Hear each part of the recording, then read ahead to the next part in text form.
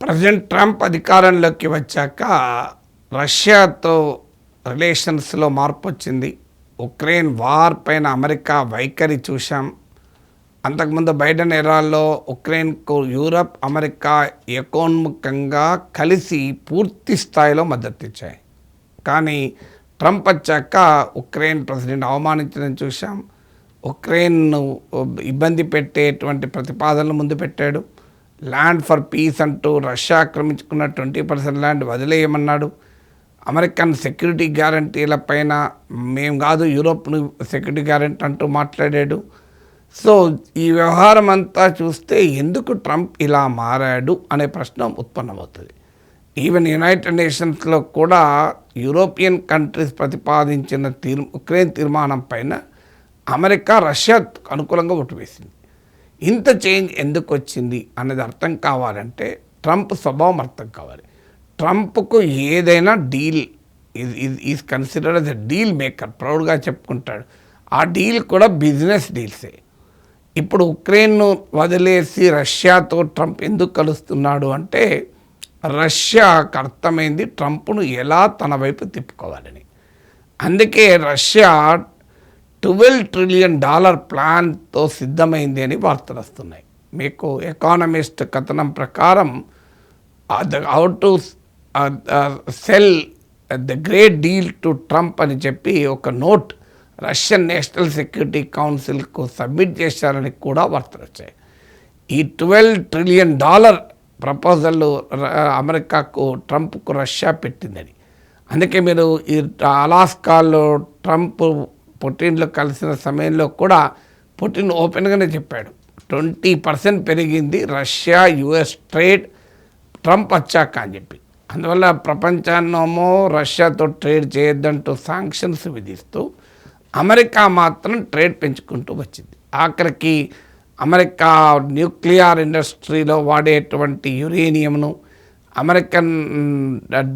అమెరికాకు అవసరమైన పెల్లాడియము, ఇలాంటి అనేక రకాల ఫెర్టిలైజర్స్ వీటిని రష్యా నుంచి ఇంపోర్ట్ చేసుకోవడం మొదలుపెట్టారు. ఈవెన్ అలాస్కాలో కూడా పుటిన్తో ట్రంప్ చర్చల్లో కేవలం ఉక్రెయినే లేదు, ఉక్రెయిన్తో పాటు అమెరికా రష్యా సంబంధాలను ఎలా ఇంప్రూవ్ చేసుకోవాలి, రెండు దేశాల మధ్య ట్రేడ్ను కూడా చర్చించారు. సో ట్రంప్ ప్రెసిడెంట్ అయ్యాక మొదటి నుంచి కూడా రష్యాతో టాక్స్లో 2 సెపరేట్ ఎజెండాస్.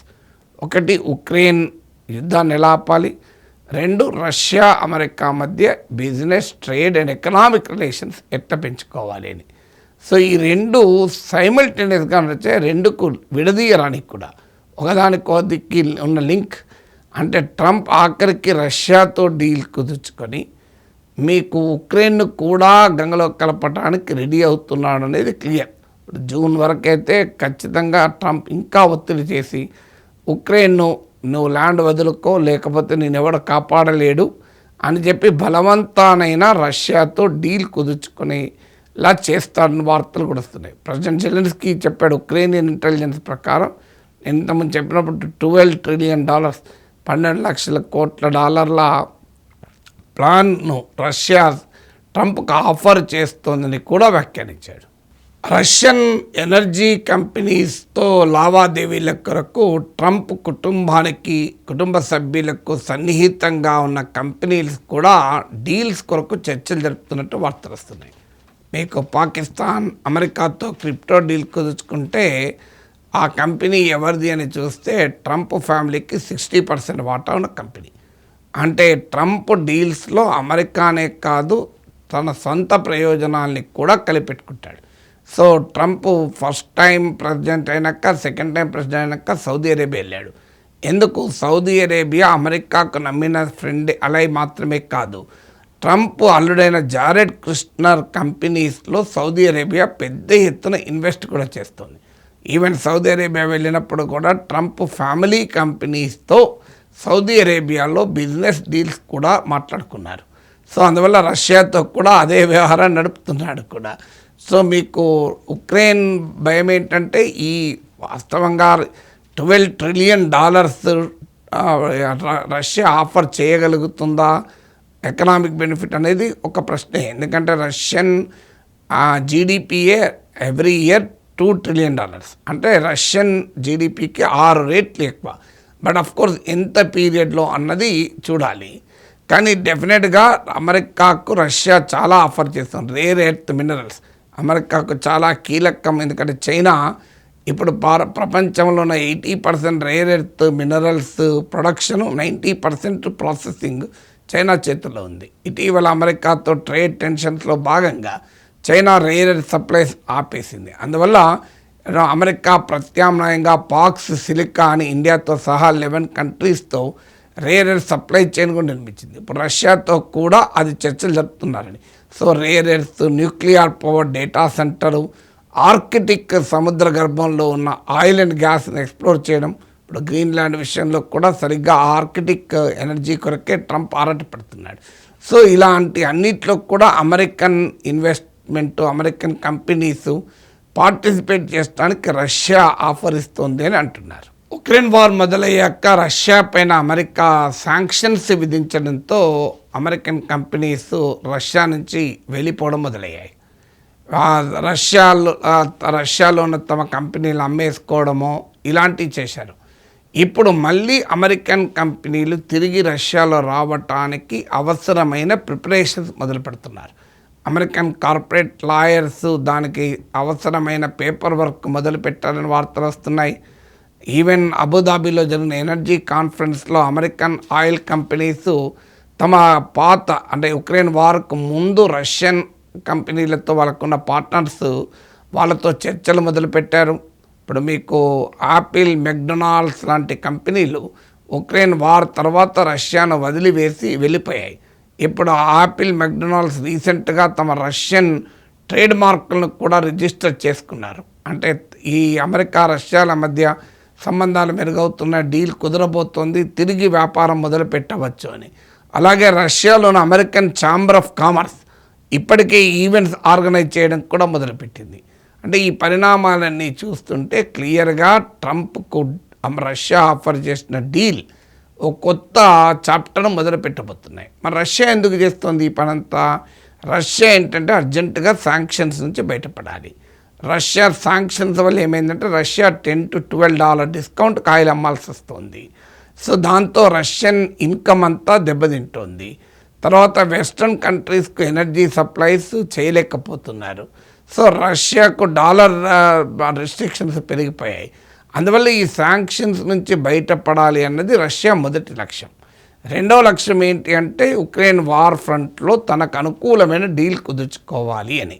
ఈ 2 లక్ష్యాలకు సహకరించడానికి ట్రంప్ సిద్ధపడుతున్నాడు కనుక ట్రంప్కు పెద్ద బిజినెస్ డీల్ ఆఫర్ చేస్తే వింటాడు. Trump wants big numbers.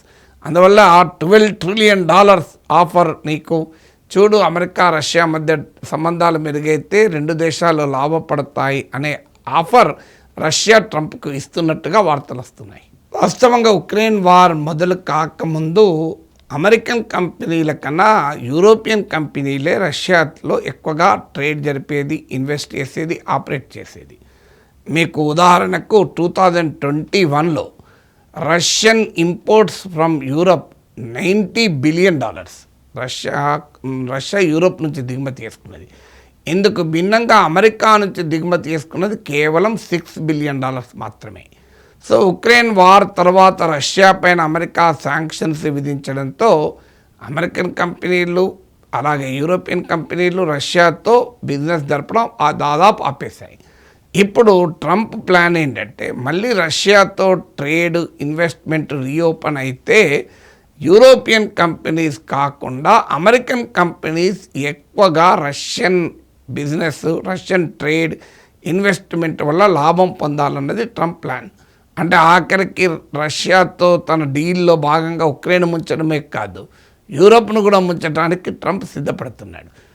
ఈ మేరకు చర్చలు చాలా అడ్వాన్స్ స్థాయికి వచ్చాయని కూడా అంటున్నారు. అలాస్కాలో ఉక్రెయిన్ యుద్ధం ఆపడం అని చర్చించిన సమయంలో పుటిన్ ట్రంప్కు ఆఫర్ చేసినట్లు ఎకానమిస్ట్ రాసింది.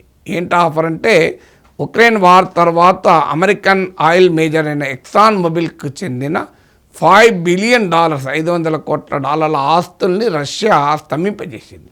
దాన్ని రిటర్న్ ఇవ్వటానికి పుటిన్ ట్రంప్కు ఆఫర్ ఇచ్చాడని కూడా అంటున్నారు. 2022లో ఉక్రెయిన్ వార్ మొదలయ్యాక అనేక వెస్ట్రన్ కంపెనీస్ రష్యాలో తమ అసెట్స్ను, తమకున్నటువంటి ఆస్తుల్ని కారు చౌకగా రష్యన్ కంపెనీలకు అమ్ముకొని కూడా వెళ్ళిపోయాయి, స్టీప్ డిస్కౌంట్. ఎందుకంటే వ్యాపారం చేసే పరిస్థితి లేదు కనుక తమ రష్యన్ కంపెనీస్కి అమ్మేసుకొని పోయారు. సో ఇప్పుడు మళ్ళీ రష్యాకు ఆ అమెరికన్ కంపెనీస్, వెస్ట్రన్ కంపెనీస్ రావాలంటే తాము అమ్ముకున్న ఆస్తులు తాము మళ్ళీ కొనాలనుకున్నా కూడా చాలా కాస్ట్లీ పడుతుంది.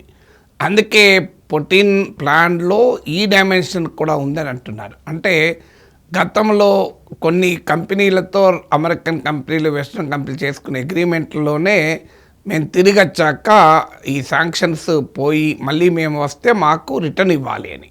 సో ఆ రకమైన ఫెసిలిటీ కూడా కల్పించాలి అవసరమైతే అని పుటిన్ ఆలోచిస్తున్నట్టుగా ఉన్నారు. సో మొత్తం మీదనైతే రష్యా అమెరికాను, ట్రంప్ను తన వైపు తిప్పుకోవటానికి ఒక పెద్ద వ్యూహాత్మక ప్లాన్ వేసింది అని ఇంటర్నేషనల్ మీడియా కథనాలు చెప్తున్నాయి. ఇది అమెరికాకు కూడా ట్రంప్కు రుచిస్తుంది. ఎందుకంటే Trump needs money, Trump believes in business deals. ఇప్పటికే నాటో పైన అటాక్ చేస్తున్నాడు, యూరోప్ను డిజైన్ చేసుకుంటున్నాడు, ఉక్రెయిన్ ఎప్పుడో డిజైన్ చేసుకున్నాడు, ఉక్రెయిన్తో కూడా మినరల్ డీల్ కుదుర్చుకున్నాడు. ఇప్పుడు ఉక్రెయిన్ వార్ ఆపి రష్యాతో కనుక డీల్ కుదుర్చుకుంటే అటు రష్యాలో తన బిజినెస్ ఇంట్రెస్ట్లు నిలబడతాయి, ఉక్రెయిన్లో బిజినెస్ ఇంట్రెస్ట్లు నిలబడతాయి. పైగా ఉక్రెయిన్ వార్ ఆపానని చెప్పి నోబెల్ బహుమతికి మరోసారి డిమాండ్ చేస్తూ ఉంటాడు. అయితే దాంతోపాటు చైనా ఇన్ఫ్లుయెన్స్ రష్యాలో పెరుగుతోంది ఈ ఉక్రెయిన్ వార్ తర్వాత.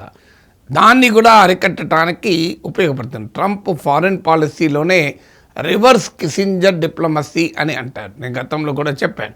అంటే 70s ప్రెసిడెంట్ నిక్సన్ అమెరికా అధ్యక్షుడిగా ఉన్న సమయంలో సోవియట్ యూనియన్కు చైనాకు మధ్య విభేదాలున్న సమయంలో చైనాతో కలిసి సోవియట్ను ఎదుర్కొనేటానికి కిసింజర్ డిప్లొమసీ మొదలైంది.